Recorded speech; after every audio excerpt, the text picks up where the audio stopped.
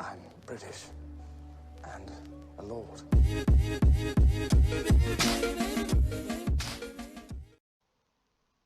Hello and welcome to another Wesley time, hosted by me, Wesley. Sorry, WessinTheWorld, coming at you in your world. I'm Wes, and I'm thinking again. So if I'm thinking, I'm usually putting something together and realizing that it's bullshit, and then I don't have to worry about it anymore. Honestly, if you really think about these things like long enough, which I'm not suggesting that we do, because obviously there's many variables that the mind does take into consideration when thinking. But if you really thought about things universally, that just don't matter. And we're spending an awful lot of time thinking and not being, which is obviously I don't discredit myself in this situation. I'm definitely a victim of my own intelligence. Our intelligence is definitely turning on us in the 21st century, and that's creating a great deal of mental illnesses, which I don't consider to be mental illnesses. We just don't have the correct framework in our society to handle the kind of minds that are being evolved into it. That's what I sort of think. Things like schizophrenia, borderline personality disorder. I've probably got a few of those. I've definitely got autism. Because I had a conversation with an autistic person. I don't know. Obviously, he was great. He was a great guy. Um, but yeah, it was a great conversation because he just focused on the details in such a fearless focusing on details. Some people get too deep and then they start to go, "Oh God, this is getting too much." That guy could go for days. But yeah, so I saw this meme anyway, and obviously you can't see it, but you know, I'll put it up there. My phone is cracked. So it's hard times create strong men. Sorry, it's backwards. Strong men create good times. Good times create weak men.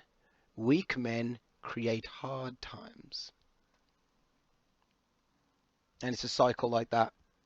We get to a point where we're privileged, we got a lot of money, we start to get lazy, hard times are coming. But not if you don't subscribe to this garbage. Because this is the way that men have been going, and it's led up to wars, and it's led up to baby booms. So when there's hard times, war. When we get to a point of privilege, baby booms. And then we get lazy. And then we raise a bunch of fucking idiot kids. I'm not attacking the boomers, man. I'm not attacking the boomers. This is not a boomer remover video. This is not. I'm not that guy. Although shouts out to my bloomers. Bloomers! Shouts out to my bloomers. Yes, man. Hit the 70s and just totally unraveled conditioning. Just became person of the world, which was nice. So yeah, hard times create strong men create good times create weak men create hard times. We don't have to live in this cycle of garbage, like constantly getting weaker and then getting more privileged. We can find a balance inside of each individual, and that can happen overnight. Because I posted this and then put a status, so I'll read out the status of what I put. So this is one of the many cycles I left behind when I took Zen meditation, my Zen meditation journey. When caught in the cycles of destructive living, you have to leave the cycle because it's just a cycle of destruction. You do have good times, but the good times then obviously create bad times after it. I desire no riches, no position. I desire no riches, no position of power, just a tree from which I can look out and be with nature, learn from nature, and not see division and categories that we've installed to understand the bits, but to let go. And in the action of letting go, or non-grasping, to finally understand the connection between the bits. Now, I've always said this in my previous videos, about how the brain is made up of synapses and neural pathways connecting those synapses, and then numerous synapses work together to create new ideas. This is my understanding of neuroscience. Please correct me if I'm wrong. But it's not the synapses that hold the information. So if you imagine the mind is a computer in individual folders that are ordered in alphabetical order. If you're lucky and you have a brain that is ordered in that sense, then yeah. But if you're like most of us, then you've got folders that are arranged in the order of memory. And we attach memories to those things and it connects us to those folders and then we get access to that full on folder. That's how your brain works. And then you pull that information out. There might be something in there you can connect with something else. This is why if you've never had like a classically trained mind educationally, you can often think linearly. So everything's in alphabetical order. So you have a process to go to certain way, certain things. You just ordered in that way. But if you're a whole brain thinker, lots of shit's in lots of different folders, and yeah, it's connected to you by memory. So if you lose your memory, you lose the ability to remember when you saw the Leaning Tower of Pisa and learned all that information about the Leaning Tower of Pisa. Lean like Tower of Pisa, ah. Smile like Mona Lisa, ah. Gotta love slow tie. I love slow tie. Cheers to slow tie.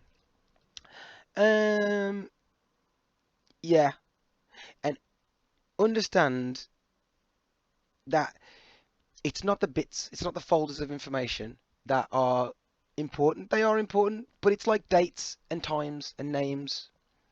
It's only important when you connect those dates, times, and names together into a contextual retelling of the historical event that occurred. So, we have to focus on the connection between synapses. And this is true of everything.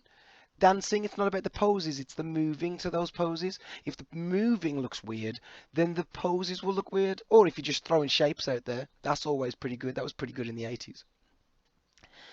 Um, but yeah, it's the space between the bits where we should be looking at. It's not the trees, it's not the leaves, it's how they interact with each other. That makes the whole thing worthwhile. It's that whole vase thing, where it's not the vase that's important, it's the space within the vase that gives the vase purpose. Because now you can hold water. Or if you're strange and well, that's not strange to have it ornamentally around your house, just bowls, not bowls, vases. Just having vases around without any flowers in. What are you doing?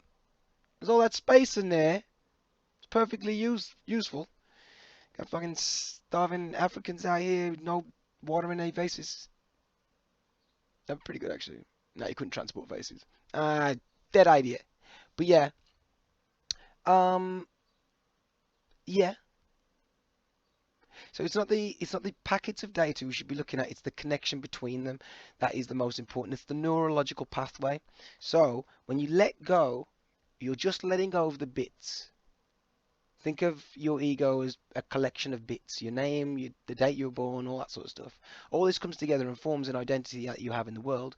All of these bits on the trees and the leaves and all those particles, that obviously is bits as well. But what we know about science and what we know about theoretical physics, not to go too deep, and I know it's pretty much as deep as it gets, it's the basis for all thought. And in science, it's called the unified field. Um, and in human beings, it's known as the human consciousness. So scientists dove into a particle, into the material that is, into the atoms, and then went deeper and deeper. And at the base of all matter is a force. And it's very difficult to understand. It's very difficult for myself to understand.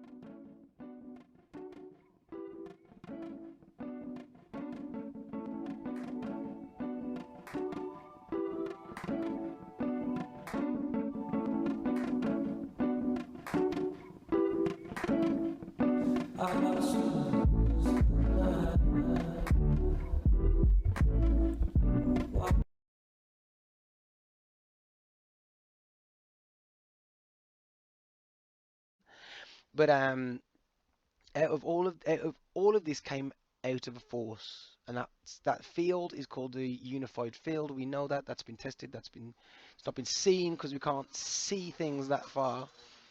But obviously, comment if obviously I'm correct, incorrect. And this is what meditation experts describe as the base of all thought, the consciousness, the unmanifest.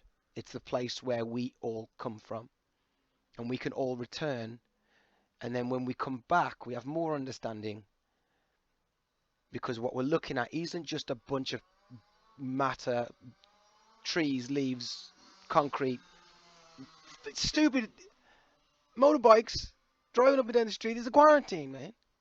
This ain't fucking Need for Speed 6. This isn't fucking Fast and the Furious. I gotta watch one of the Fast and the Furious videos. Videos? I gotta watch one of those old videos. Put one of those old videos in. Yeah, I gotta watch the Fast and the Furious movie. But yeah, anyway, so just to finish this one off, so I've probably said a lot of stuff, but what I want to boil it back down to is it's the space between, it's the relationship between you and the other person that means the most. You and your partner, you and your mum, you and your dad, all of this.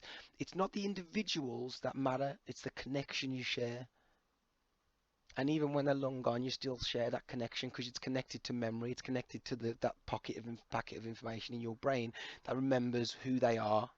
It's who they are that you love, not what they did with their body. And when I started realizing that it's the space between things that matters most, I started to realize that space is what is described in the Hindu text as just compassion. It's another word, samadhi or something like that, but the space between all things is far from empty, and it may be the thing that matters most, not the bits of things around here like the keyboard. None of that. It's what we did. It's the connection. It's the electric in this keyboard that makes this keyboard functional. Like the space in a vase makes it functional. We have to start thinking that we are more that than we are the vase. And I wanted to make this video obviously just to explain what I mean by letting go. What I mean by letting go is to not let go of your consciousness. It's going to sound strange, but to let go of the bits. Your name, your family, your da-da-da-da-da-da-da. And all you'll be left with is the connection that you share with other people around you, which you don't have to cut that off until you're a Buddhist. Yeah, the Buddhist creed of non-attachment. But I still like Milky Bars though. Still like Milky Bars. I ain't. I mean, but yeah, I'm very attached to Milky Bars. That's what I was saying. Yeah, so it's the connection between all things that we should pay attention to, not the things themselves. So when you look at a situation, of course you're going to think that it's insane because all you can see are the flailing arms, and it takes for you to go over to realize that it's not a fight. Everyone's just dancing. So don't pay attention to the visual. Feel the energy, feel the presence, because that'll tell you everything you need to know about what's going on. Alright, thank you very much for joining me. I've been Wes, and I've been in your world, just looking at you. Stay blessed, don't stress. You never know what's next. That's a great adventure.